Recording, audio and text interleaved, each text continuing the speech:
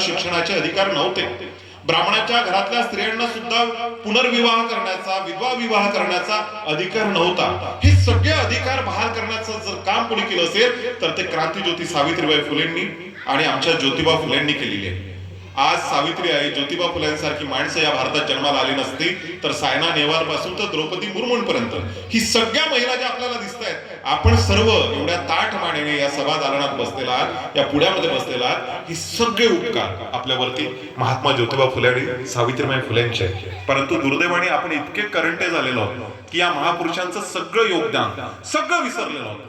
गावागावात, घराघरात, वस्तीवाड्यात इतकं राजकारण फिरलं, या पक्षाचा झेंडा, त्या पक्षाचा झेंडा, आणि माणसा माणसामध्ये द्वेष, विद्वेष, कलह, गावातली गावकुसातली कलह एवढी वाढली, याची अडवून त्याची जिरव, याच्यामध्ये गावं शहरं सगळी बकाल व्हायला लागली. महापुरुषांचा विचार समजून घेत असताना आपण आमच्या अंगावरती वेगवेगळी बेगडं मारली, वेगवेगळ्या पक्षाची बेगडं लावलेली आहे. हे बेगडं आपण उतरून ठेवली पाहिजे, कारण महापुरुषांचा वास्तवादी इतिहास आपण समजून घेतला पाहिजे. अत्यंत ताकदीचा इतिहास आहे मानवांनो.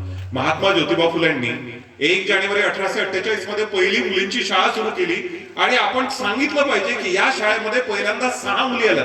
6 पैकी 4 या ब्राह्मणांच्या मुली आहेत, 1 धनगराची मुलगी आहे आणि 1 मराठ्याच्या घरातली मुलगी आहे. ब्राह्मणांच्या मुलींना शिकवण्याचं काम सर्वात पहिल्यांदा कोणी केलं असेल तर क्रांतीसूर्य महात्मा ज्योतिबा फुलेंनी केलेलं आहे. परंतु दुर्दैवाने आज आमच्या देशातल्या सगळ्या महिलांना सत्यवानाची सावित्री माहिती आहे. सत्यवानाची सावित्री जी यमाकडून आपल्या नवऱ्याचा प्राण परत आणते, पण ज्या सावित्रीने तुम्हा सर्वांच्या उंबरठ्यावरती ज्ञानाची पंचगंगा आणली, ज्ञानाची द्वार खुली केली, त्याकरता प्रचंड खस्ता खाल्ल्या, ती ज्योतिबाची सावित्री आम्हाला माहिती नाहीये. आणि ती ज्योतिबाची सावित्री आपल्याला समजून घ्यावी लागेल.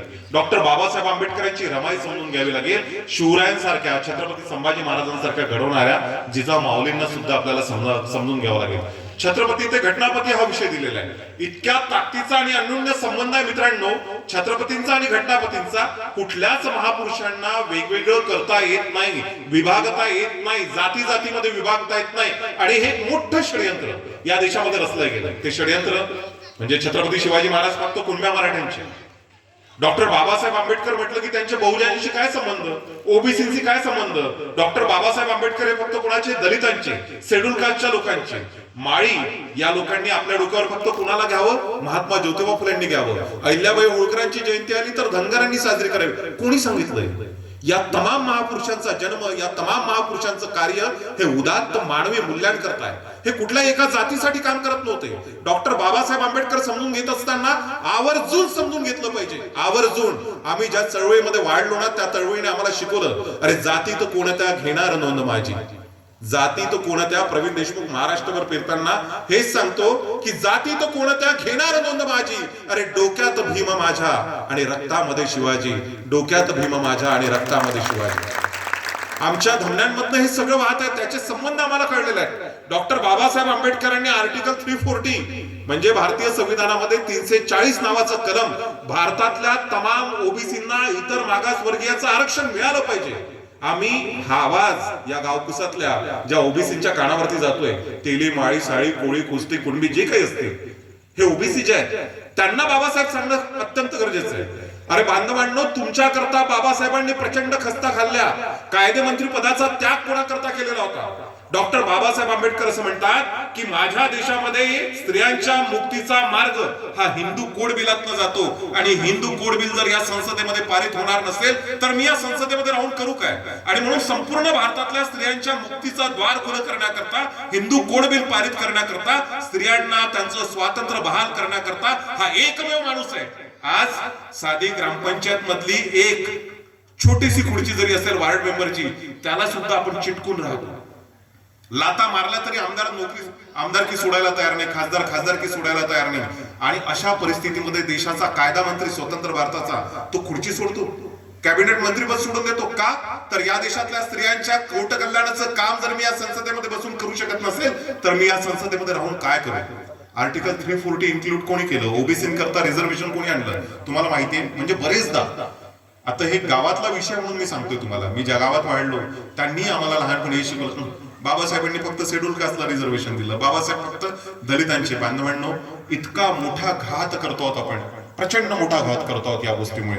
बाबासाहेब या देशातल्या प्रत्येकासाठी झटलेले आहेत, प्रत्येकासाठी झटलेले आहेत. आणि म्हणून बाबासाहेबांनी पहिल्यांदा ओबीसीचं रिझर्वेशन आर्टिकल 340 आणलं. आर्टिकल 341 म्हणजे शेड्यूल ट्राईब या देशातल्या आदिवासींचं आरक्षण आणलं. आणि आर्टिकल 342 म्हणजे शेड्यूल कास्टचं रिझर्वेशन आणलं. पहिलं रिझर्वेशन बाबासाहेब कोणाचं आणतात? या देशातल्या ओबीसीचं. दुसरं रिझर्वेशन कोणासाठी आणतात?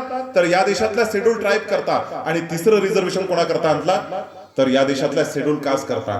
तरी सुद्धा आमच्या डोक्यामध्ये जाणीवपूर्वक पेरलं जातं, कारण बाबासाहेब या देशातल्या बहुजनांना 18 पगड जातीतल्या लोकांना कळले तर बाबासाहेबांच्या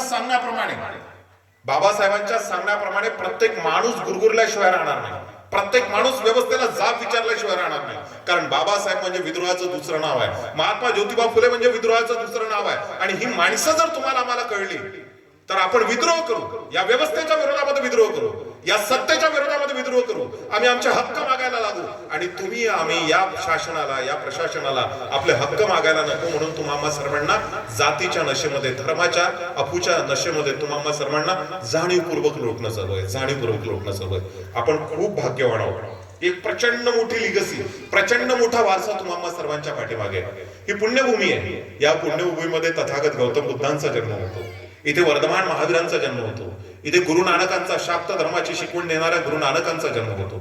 आणि महाराष्ट्र नुसतं नाव जरी उच्चारलं तरी तुम्हाला सर्वांच्या धमन्यातला रक्तप्रवाह सळसळ करत व्हायला लागतो.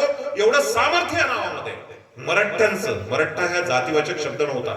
या महाराष्ट्राच्या मुलखामध्ये जन्माला येणारा सगळा माणूस तो मराठा आहे. आणि म्हणून हा महाराष्ट्र कोणाचा होता? मराठ्यांचा. मरायला पुढे जाणारा पण कधी न मागे हटणारा महाराष्ट्र.